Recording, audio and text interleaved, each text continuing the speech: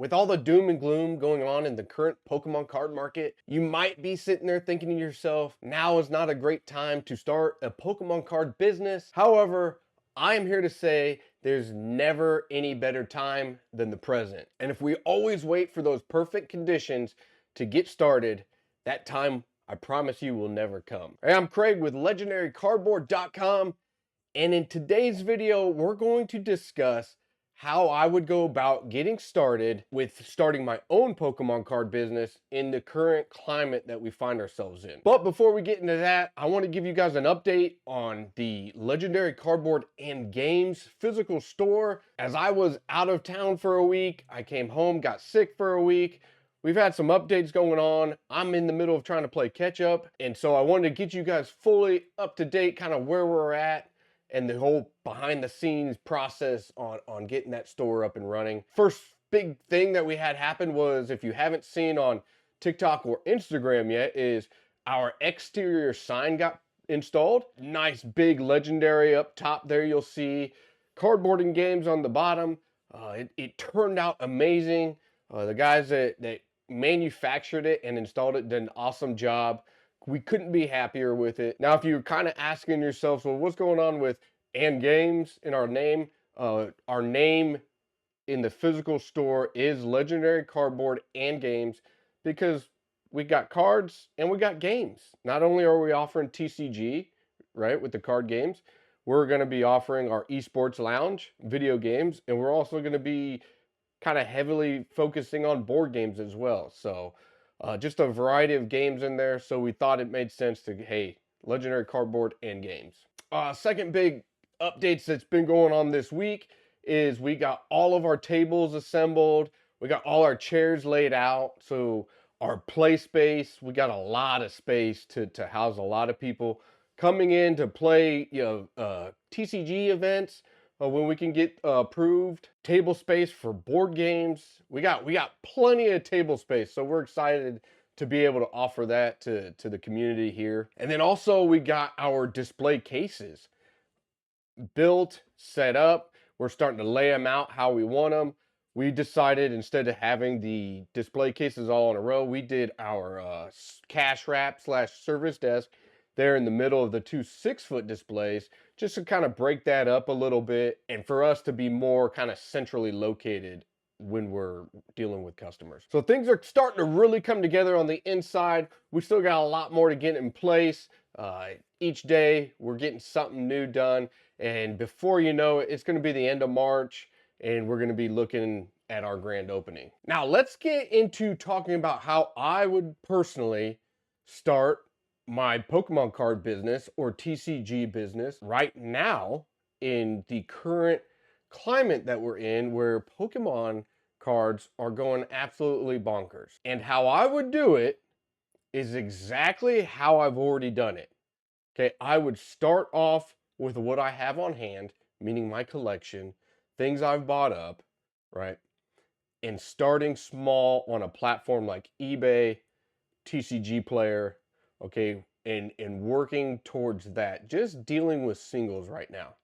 Because honestly, trying to get sealed product to start, if you're thinking, oh, I just want to start off with sealed product, I'm not an expert by any means, but that would be very challenging. As since we have the physical storefront now, I was able to apply with all the top distributors for accounts with all the top distributors, which we have access to now. And guess what? There's not a lot really to get. There's really nothing. And then when stuff does pop up, it's a mad rush for everyone trying to get it. And then being that we're new, if there's any leftovers, that's what I've been getting trickling in. So in the Pokemon scene, it's really tough if you want to start with sealed product right now, unless you want to go around and buy collections. And that's another thing I would do to try to get inventory. Buy collections. Shop locally. You can find on eBay, people are selling their collections, things like that. So get collections. And I would personally, like I did before, deal with singles. Okay. And you might be saying, oh, Craig, I don't want to deal with eBay or TCG Player because of the fees, this, that, and the other. If you don't have any overhead, if you're just sitting at your home, at your house, in your basement or your office or wherever, and you're just like, hey, I want to start a business, who cares? You're going to pay 13% to get millions of eyeballs on your product. And so, like I said, start small. So how I would do it, again, eBay, starting with my singles, starting with things that I have on hand. Like I did last year at the beginning of the year, I started a brand new, fresh eBay account strictly for my card business that I was starting. Now, the items that I would purchase right away, right on hand, do not list any cards until you have shipping material ready to go, okay? Because you will honestly be surprised, I think, how fast you will start getting some sales. I'm not telling you overnight, but it will come quickly. And then you want to make sure you have your shipping on point, ready to go, so you can start off your card business looking like a pro. These are the items, and I'll have them listed below where I buy them. But I bought everything off of Amazon when I started. We're talking number 6 envelopes, okay? And if you wonder why number 6 envelope, go watch my shipping video as I cover all of my shipping, how I do my singles. Soft sleeves, penny sleeve. Now for me, with my singles, I do Card Saver 1, the flat semi-rigid Card Saver 1, and then graded card sleeves, okay? Graded card sleeves for those that go in, and that helps as an added protective seal, right? It kind of keeps it weatherproof if it gets wet for whatever reason. Um, and then the number 6 envelope, there's no room for the card to shift around in there. There's just no room, okay? Now, that's how we're packaging our card. Something I started off right off the bat with was I bought a very inexpensive, which I have today. This, let's see, this guy right here, this label maker, okay? Okay, I started with that label maker right off the bat as I print my postage directly from eBay and slap the label on the envelope. Looks so much better than writing on the envelope, writing addresses and throwing a stamp on there.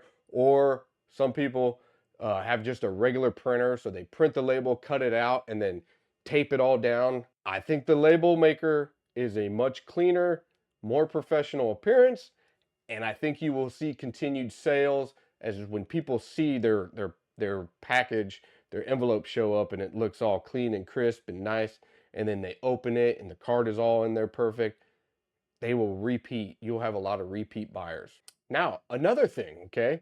Once we kind of feel comfortable with getting our footing established with selling on eBay or TCG Player, however you want to do it, which, quick side note, we hit level 4 seller on TCG Player. I finally feel pretty good about it, and I will be doing an updated shipping video on how I'm shipping my cards, like bulk cards, from TCG Player, as that's where we're listing a lot of our bulk at. Little bit of a process. I finally caved in, and I'm now shipping cards in a top loader, which I've had no issues, so I think we're good.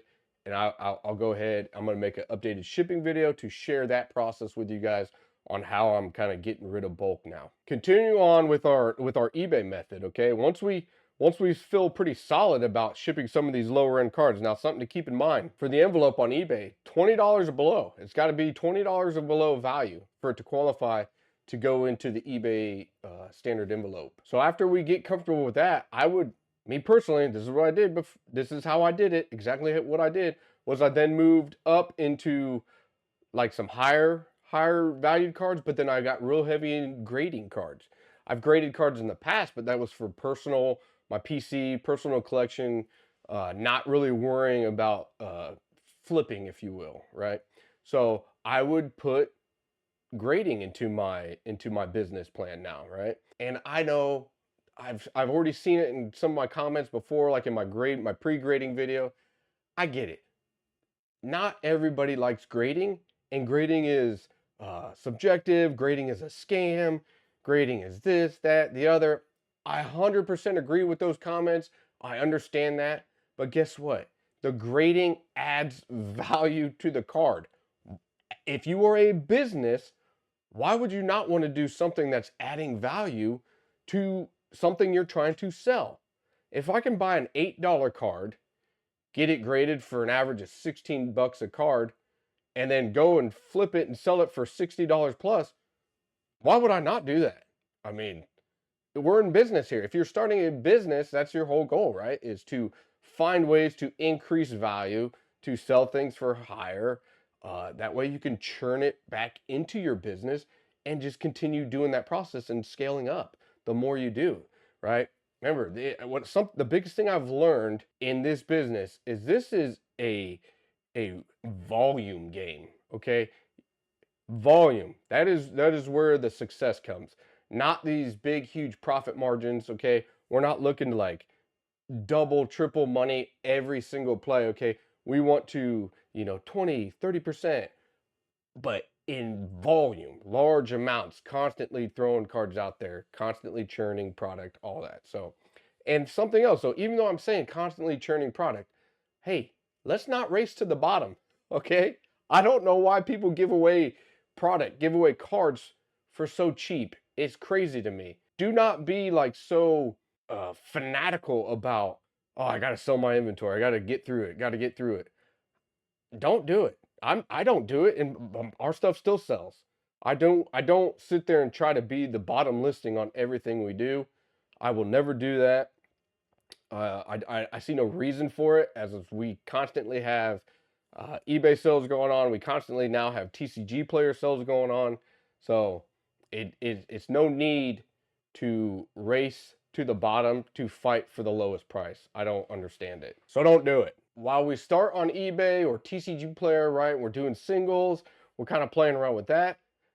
Get on social media. You cannot be a brand, a business, especially if you're online only, and not be on social media, guys. You got to start your Instagram, your TikTok, start YouTube, and just get on here and rant and rave about stuff. That's what I normally do. Just try to rant and rave about how I do things, and hopefully it helps out other people. But that way you can get a face to the name, to who you are, and start trying to build yourself as a trustworthy individual so that people feel comfortable wanting to buy from you. So then when you reach a step to where you decide, hey, I want to try to build out a website now, well, people already know who you are. They feel comfortable going and checking out your website and maybe taking a chance in purchasing from you. Now, that was something I think we got ahead of ourselves. Was we built a website before we really started building ourselves up on social media. So we first built our website, and it was, more of it was really practicing, but it was crickets for a long time on the website, because we were just some random bros on the interwebs trying to sell some Pokemon cards. So so get yourself out there, start making little videos. I mean, go ahead and look at ours. Look at our TikTok, look at our Instagram. 90% of it is us being goofy, or hanging out with the family, ripping packs. But we're just trying to show, like, hey, we're just two regular guys that are starting a TCG business, and we're real, we're authentic, we're genuine. More than anything, we want to give back to this community that we're trying to build. Get yourself out there like that. Put a face to the name, to the brand, and just build it up, and just let that momentum carry you. Once I started the YouTube, that really helped out. The YouTube has helped out immensely with getting us out there. I get comments all the time with orders that come in through the website of them leaving a note saying, "Hey, saw you on YouTube. Really like what you guys are doing. Want to just want to show you some support." And you know what? They buy a pencil case. So you want to show some support? Go buy a pencil case. But in the meantime, trying to do sealed product, trying to get in with distribution. If you're online only, I think it's going to be very, very challenging right now. I'm not an expert. That's just my 2 cents. As the Pokemon craze is going bananas, we're not in this to make a quick buck by going to Costco, Targets, and trying to flip that stuff. We're in this for the long haul. Do the right things now. Start building a foundation right now.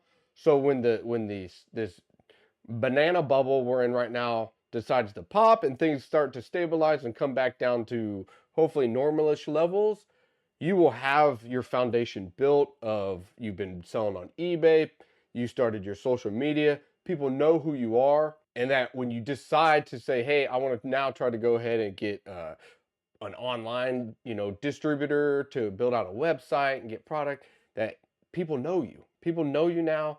they recognize you, they feel comfortable with you, you've shown that you're trustworthy, and then boom, everything will just snowball effect into building up your brand and your business. Anyways, I hope that helps somebody out there. I hope at least those can be encouraging words to someone to just keep your heads up. Don't let all this negativity bring you down right now. Just got to kind of set realistic goals and expectations if you want to start your business now. I truly believe anybody can succeed right now. You just got to put in the time and effort. If things were easy to do, they wouldn't be worth doing. So, anyways, that's going to do it for this one, guys. Thanks for watching. Stay legendary, and we'll see you down the road.